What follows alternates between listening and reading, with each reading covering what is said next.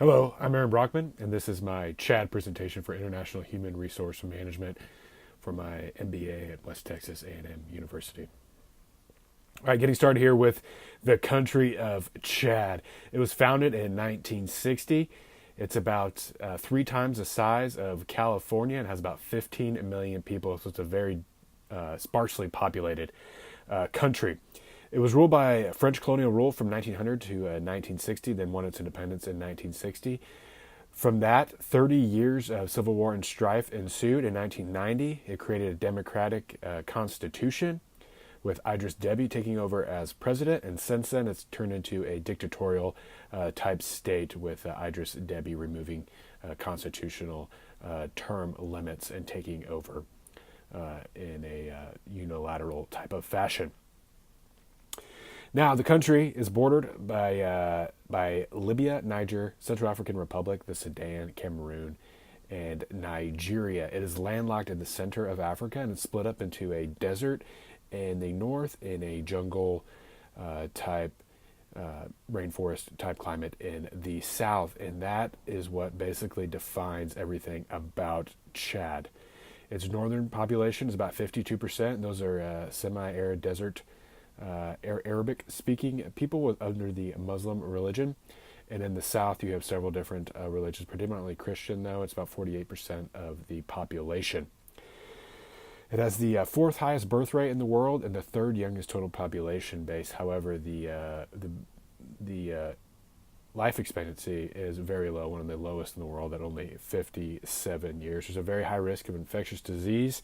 There's poor access to fresh water and sanitization facilities all over Chad, and has very sparse natural resources other than oil, which dominates most of the economy.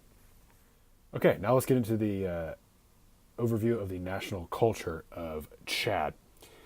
When Chad won its independence in 1960 from colonial rule of the French, it's safe to say that no national identity of Chad existed at the time. The borders of Chad just combined a bunch of ethno-regional traditions and cultures and languages that had been established over millennia into an abstract idea of a country. Over 100 languages are spoken in Chad, and there are several different types of religions, predominantly, though, Islam and Christianity, but several different more traditional African type of religions exist as well. That search for that national culture continues to this day, kind of highlighted by the fact that the official languages of Chad are French, Arabic, and Sera, and only Sera of those are indigenous languages to Chad. So they're still a country that's kind of looking for their own national identity. Now, during colonial rule, the Christian South was more favored by French rulers, and therefore had more access to education, and formed the power base of the country when they won their independence. The Islamic people in the north were primarily like nomadic type of herders and were left to their own devices until 1979, when essentially they realized that they were the majority population of Chad, and they took power of the government. Since then, a very distinct north and south divide has developed in Chad, where the once ruling southern Christians are now constantly worried about persecution from the northern Islamic faith people, and they're constantly worried about Islamic law taking effect into Chad. And I would say that this has kind of stifled, this divide has kind of stifled their ability to establish a national culture in Chad as a whole.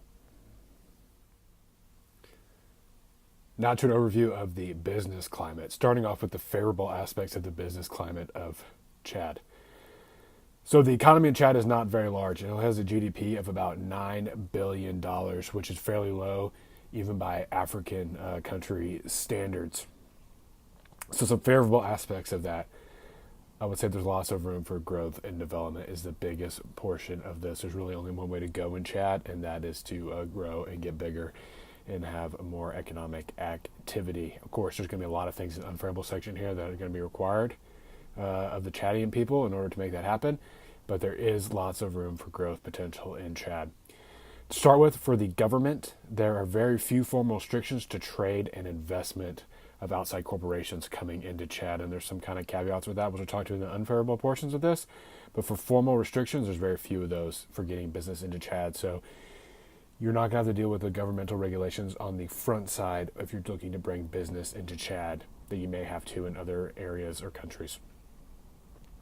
The capital market in Chad is very underfunded. Obviously, there's not a whole lot of money there, and there's not a lot of outside money coming in to look to stimulate the economy. And there's some other reasons for that we'll get to in the unfavorable section.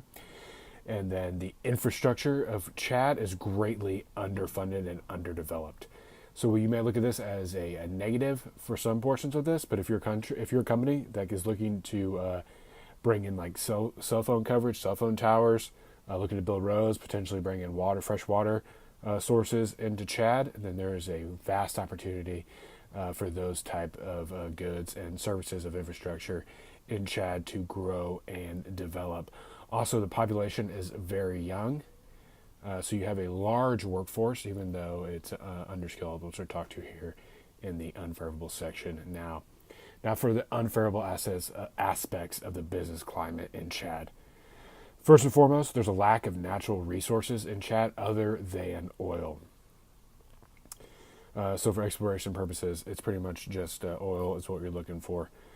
Other than that, corruption is widespread at all levels of government, from the lowest levels to the highest levels of government. Example of that would be the president's own cabinet siphoning off profits from the oil revenues that would otherwise be going to the Chadian people is a big problem.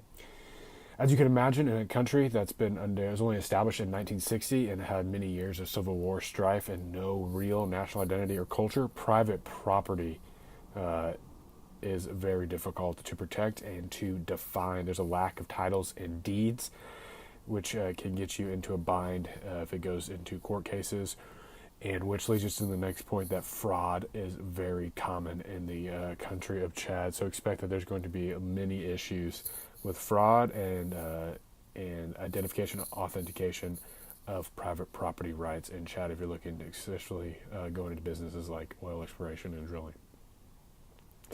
Now, cost to register private property in Chad is also very high, and then the rule of law is weak in the sense that the judiciary is not independent of the executive powers of that. So what ends up happening is that there has to be bribes or under the table payments that take place in order to get things done, especially if things get caught up in court for companies that are looking to go in there. So it's almost like the hands have to get a little bit dirty if you're doing business in Chad, which I'm sure has caused several businesses to not want to go into Chad and work there. There's also a very high corporate tax rate of 45% plus VAT taxes and property taxes to boot on that.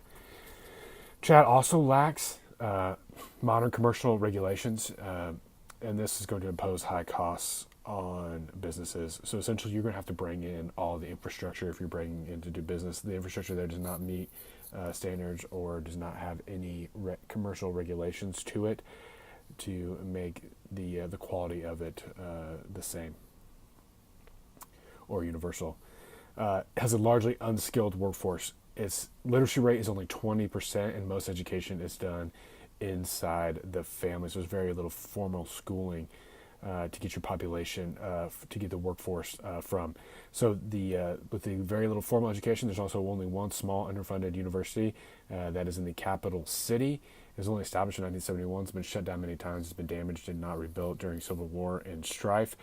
So your population base, while young and growing, is very unskilled and will have to be brought in from outside unless you get a population base that some of the population of Chad ends up going to school outside countries such as France and then coming back into Chad. It's assessed that the economy there is not large enough. It's too narrow in the oil and not very large to sustain an education base. And then the economy is also distorted by heavily subsidized oil prices. One interesting part of the business climate there is that only 10% of personal or small business transactions pass through formal banks. So the ways that westernized businesses are used to working through banks and transactions maybe have to be adjusted some in order to meet the demands of working in a country such as Chad. All right, finally, let's get into the HR-specific challenges a multinational might face doing business in Chad. To start with, there's issues between men and women and how they're seen in the population as a whole. So for the division of labor, men predominate governmental, military, public life, and the private sector. Women are predominantly expected to work in rural subsistence type of farming, tending to the animals, dealing with the children, and doing the informal education practices that are so common in Chad. Additionally, women are not held to the same regard as men for religious reasons, both in the north and in the south. And however, women are allowed to move about freely through the economy. So there's no Islamic law as this time. There's no burqas. There's no women have to maneuver around the country and around the countryside with men. And in 1996, women were granted pretty much all the same rights as men in a new constitution. However, the practice of that has definitely lagged behind what the rights stated in the Constitution.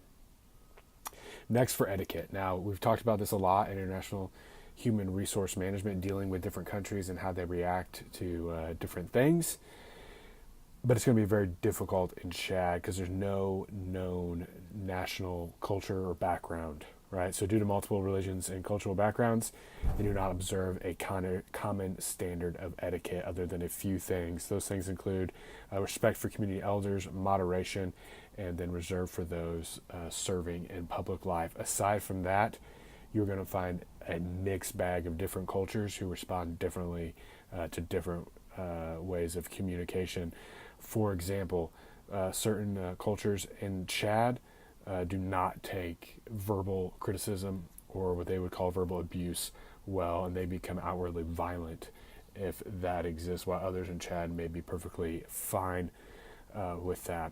Additionally, the years of civil war and violence in Chad has decayed what was more traditional Chadian values and now have made outward expressions of anger more acceptable. So a company looking to do business there may run into the fact that when you're dealing with the local nationals, there may be just bursts of outrage due to criticism or due to them not getting their way that would be otherwise unexpected or were things we're not used to dealing with. And then the risk of violence obviously there would be a little bit greater with the outward violent acts that you can expect. Now for the multinational, bringing their family over there. So how that's going to work? Well, there's only one English-speaking school, so it's an American school in the capital. It's only K through 8, and it's very small. So for families that are looking to bring children in high school, there really is no educational opportunities unless they're looking to homeschool in the house themselves. Hospitals, so healthcare in Chad is virtually non-existent. There are some hospitals, they have very limited capabilities, and then most medicine in Chad is performed traditionally from the traditional methods that the Chadians have developed over thousands of years. So it's very poor, and any corporation that's looking to come in there would have to bring in their own medical facilities for their workers. There's nothing there that is up to a Western standard. For opportunities for a working spouse in Chad, they're virtually non-existent unless they're going to work for the multinational corporation that their other spouse is working for. And for cultural experiences, things we would think of as cultural experiences in the West, such as going to like a national park, going to theaters, going to concerts, plays, anything like that, that is virtually non-existent in Chad. And it's also very dangerous probably to travel on your own out in Chad. So there's very limited opportunity outside of work to do much, especially if you had a family base that's there with you. So for the multinational doing business there, what we're looking at in Chad is more of a rotational, few months at a time type establishment. You're going to have to create an entire infrastructure, essentially an entire complex, which you provide security for, which you provide water for, which you provide electricity for, which you provide housing for. It's going to have to be all-encompassing in order to get multinationals to work there to any standard that Western peoples would consider acceptable. Additionally, anything long term would it come at great cost to a company. Would have to build larger facilities, larger housing, and it would just seem to be way too expensive. So it's going to be more of a rotational type of work assignment and a kind of a substandard type of living conditions that multinationals in a Western type of culture would expect. Thank you for listening to my project, and have a good day.